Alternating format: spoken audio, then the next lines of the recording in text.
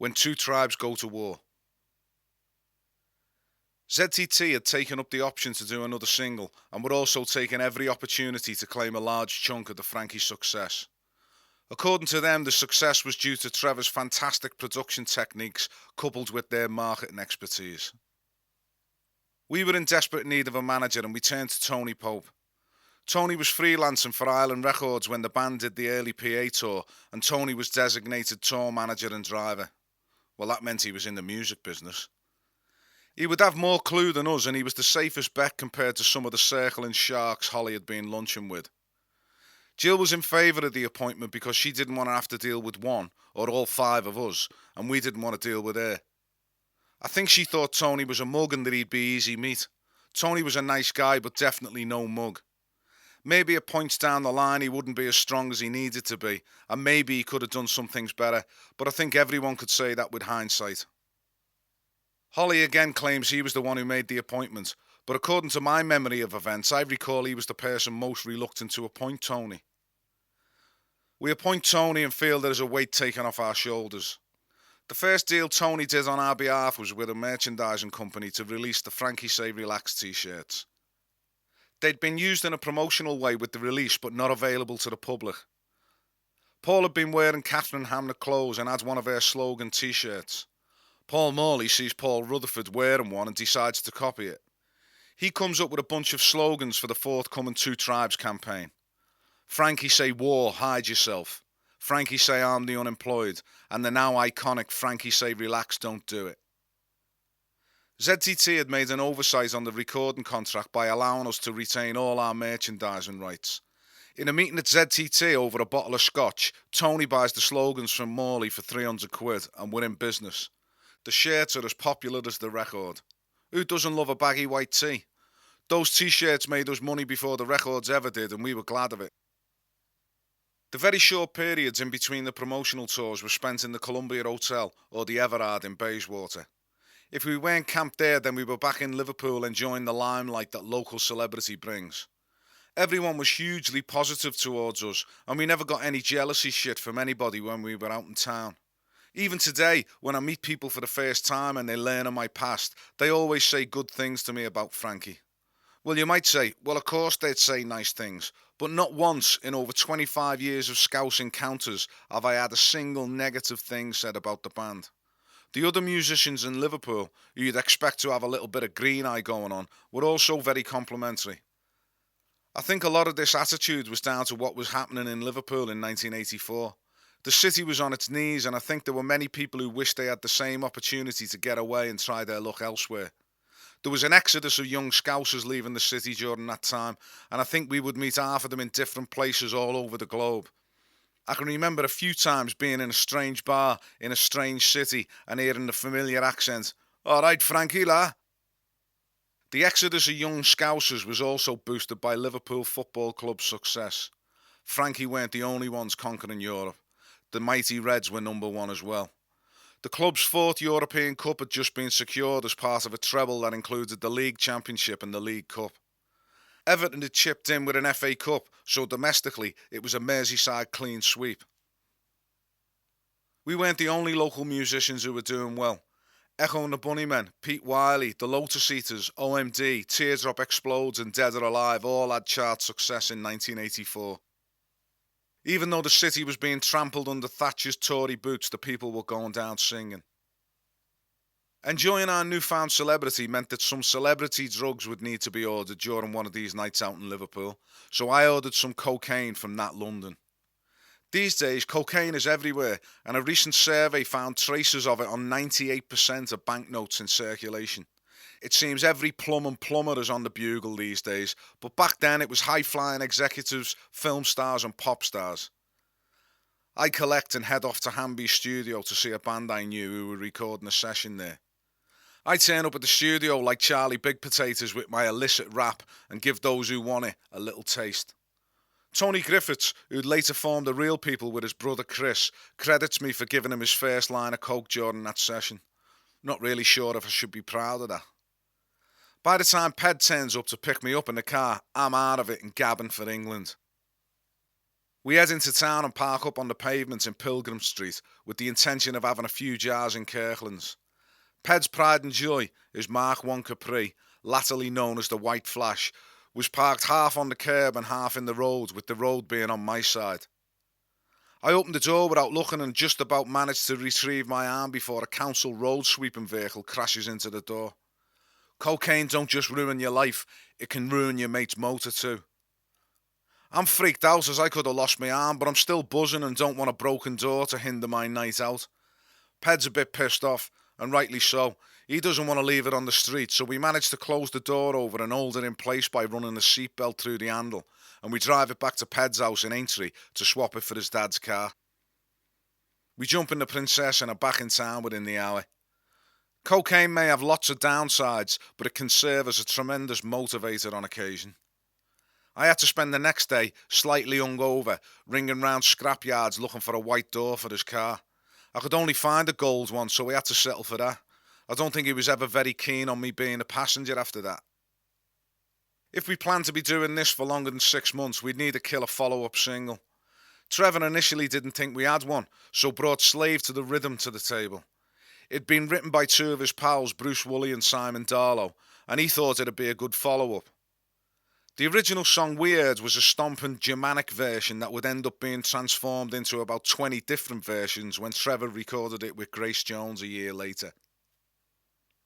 We kicked it round in the studio, and to be honest, I quite liked it, and I could see why Trevor thought it might be a good choice for us, but I remembered the others were not keen. A rehearsal was arranged down on Holloway Road for a couple of days' time, and Trevor came down and listened to us go through our current set. We played 2 Tribes with a bit more intensity because this was the song we wanted to do next. I guess it worked because when we finished playing, Trevor said, "That's the one." The other reason I remember this session was because Mark brought up the fact that he really liked Dionne Warwick, and particularly San Jose.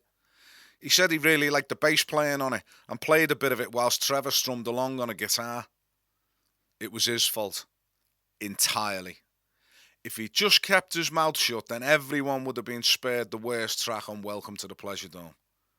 I think most Frankie fans who listen to this would agree that our version of San Jose is total and utter dog shit. Well, now you know who to blame. Easy listening O'Toole. Studio time was booked at another residential studio called Ridge Farm in Surrey, and the whole team moved down there for a week or so. They had a snooker table, but no howling hound dogs.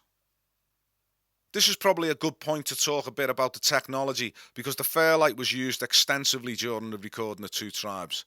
Again, musicians who know this shit, move on. The Fairlight could digitally capture a segment of sound, which is a sample, and manipulate the tuning and timing of it. So you could sample an E note from a grand piano, chop it really short, and then stick it into a sequencer and play a melody with the sample by spreading it across the whole of the keyboard. A sequencer is essentially a box that can play keyboards and samplers electronically and perfectly in time. A grand piano had been sampled and used on Relax and sequenced along with the bass. Whilst recording 2 Tribes, the sound that was used to emulate Mark's bass part in the initial stages was the sound of a wooden ruler being sprung on a table. So, you sample the twang from the ruler, edit it short, and then throw it into the sequencer to emulate or double up on the bass line. So we're doing the same thing as we did in the Manor. Days on the drum sound, bass sound, guitar sound, and working on the groove. All this, I think, is a way of getting a template for the machines to emulate and copy. This was the era of machines beginning to make music. Everything was exactly in time, and if you wanted to do endless edits and mixes, then it all had to be in perfect time. The guys making our record, namely Trevor, Steve Lipson, JJ, and Andy Richards, all had the latest tools at their disposal, but they weren't the only ones. If you listen to the stuff that was in the charts around that time, you can hear the same sounds and techniques being used. The Eurythmics, the Thompson Twins, Nick Kershaw, Howard Jones, Tears for Fears, Ultravox, to name but a few, were all using samplers and sequences. The difference was, when we used the technology, the reason was the band couldn't play. Never heard anyone say that about any of the other bands I've just mentioned. Funny that. I would have loved someone to stand in front of Mark O'Toole when he played the bass solo on Born to Run, live in the studio, and tell him he couldn't play. Did they got a Fender Precision wrapped around the neck?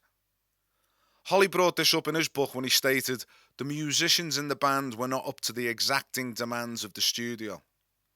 Strange that he never said that about himself, because the same technology that was being used to correct stuff we recorded was also being used to bend his vocals back in tune whenever his pitching slipped into the next postcode.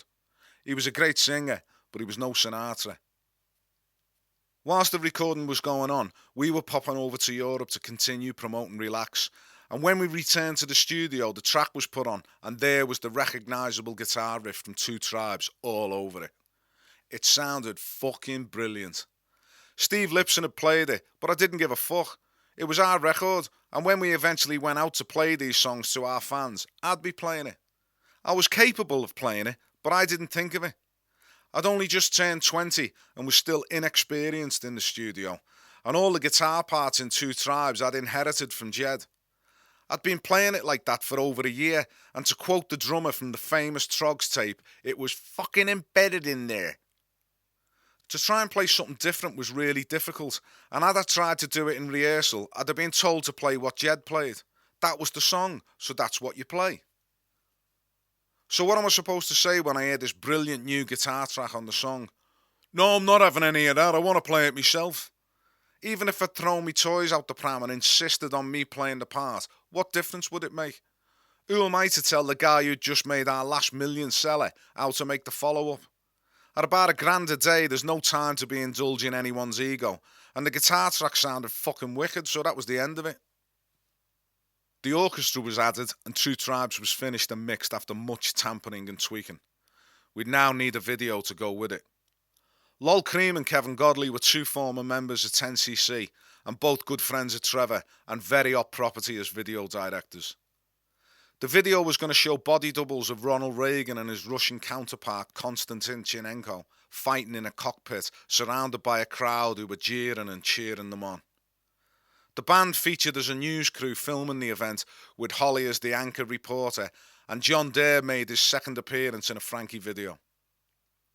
There was a short version, and also a version called the Video Destructo Mix, that featured archived video clips of Kennedy and Nixon being scratched over an extended mix. The voice of the Barrett Man, actor Patrick Allen, had been incorporated into the mix also. He was the voice on the official government recording of Protect and Survive, a guide to what you should do in the event of a nuclear attack. It was difficult to get hold of a copy with decent audio, as it wasn't readily available, so Patrick was drafted into the studio to recreate his parts.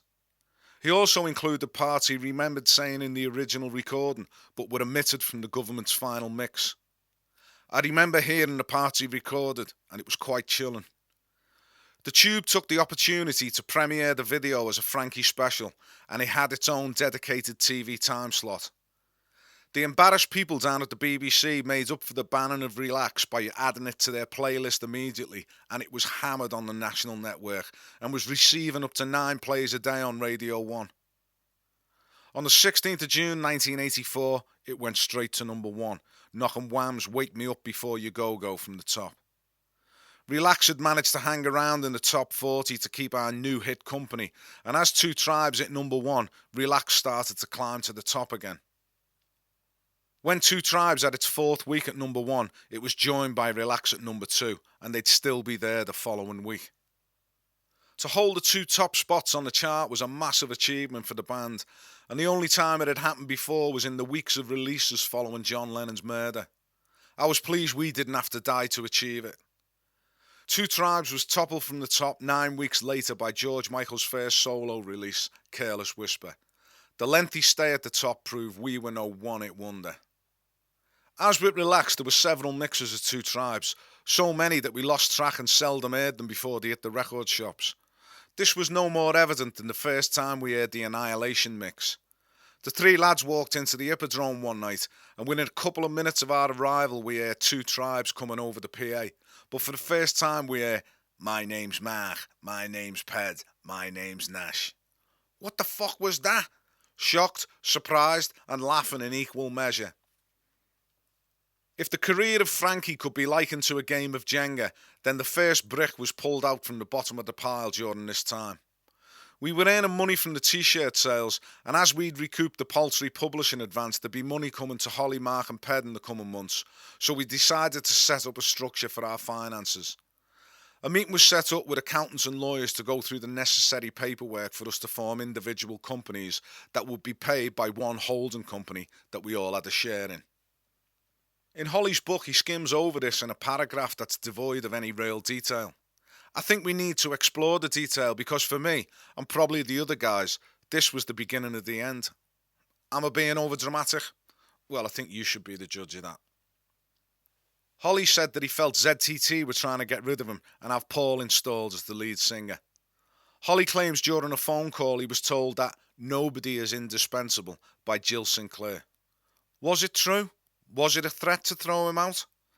If the answer to those questions was yes, then would the other members of the band have stood by and let it happen? Did Holly ever discuss this with the rest of the band? The answer to those two questions was definitely no. He claims the plan to oust him as the lead singer was confirmed years later by an unnamed recording engineer. Why didn't he name him? Why didn't he quote what he was told? I don't doubt for a minute that Jill would have said something to him along those lines, but to take that as a threat to sack him was ridiculous. To say that he was in danger of being booted out is a pretty outlandish claim with no real evidence to back it. In a court of law, I think this would be deemed as hearsay. The reason he mentions it at all is to give himself some sort of lame excuse for what he was about to do. We're all summoned to a meeting to discuss and sign papers for this new corporate structure, and there were the five of us, Tony Pope, two accountants and two lawyers, all sitting round a huge boardroom table down in Holborn. We would all decide on company names and fill out the necessary paperwork to file a company's house. Our new accountant, Ian Harding, suggested that the holding company be called Frankie Goes to Hollywood Limited, and this would collect all Frankie revenue and distribute it to our individual companies. We spent the next 30 minutes signing forms and thinking of stupid names for all our individual companies, and another meeting was scheduled for the same time the following week. The next week, we all return and sit down for the meeting. Ian Harding opened with the following. I went to file the papers at Company's House, and the registration for all your individual companies went through without a hitch. But when I tried to register Frankie Goes to Hollywood Limited, I was informed that the company name had already been registered. Eh? How come? Who'd registered it? Holly didn't need to hear the answer, because he already knew it. The main shareholder is W.H. Johnson. Everyone at the table stares at Holly, and it's like a game of Cluedo. It was Johnson, in the boardroom, with the biro. He'd sat there the week before, signing papers for a company name that he knew he had already registered. Well, Holly, explain that one. He's red-faced, and rightly so, and starts to give some lame explanation about feeling threatened by ZTT, and he was trying to protect himself and the band. If this was true, why didn't he discuss it with us? He claimed that it was never his intention to take away the name for himself. If that was true, why didn't he decide to appoint us as equal directors of the company he'd just formed? He claimed that he was advised by the two people he was living with to do it. Who were these people? And why were they in a better position to advise him on the band's business than the members of the band, or the band's lawyer, or the band's manager, all of whom are being employed and paid for their advice? None of the reasons for his action added up from our point of view, and it looked like a deceitful attempt to register the name and the trademark for himself. Our initial anger and resentment at him going behind our back was appeased when it was decided to draw up a heads of agreement in the form of a memo that stated if any member of the group left, then permission would be sought from the leaving member for the remaining members to carry on using the name. The memo was signed and everybody was happy with the brief terms outlined within. When I signed my name on that memo, I never realised the impact that a single sheet of paper would have in years ahead. Holly gave no explanation in his book and closed the brief chapter about the incident with the following. It did begin a process of alienation between me and the rest of the band. No shit, Sherlock. I never looked at him in the same light again. This was the first shot from the trenches, and things would never be the same between us again. We'd continue as a band for 3 more years, but the opening salvo in what would become the war of the two tribes within Frankie had just been fired.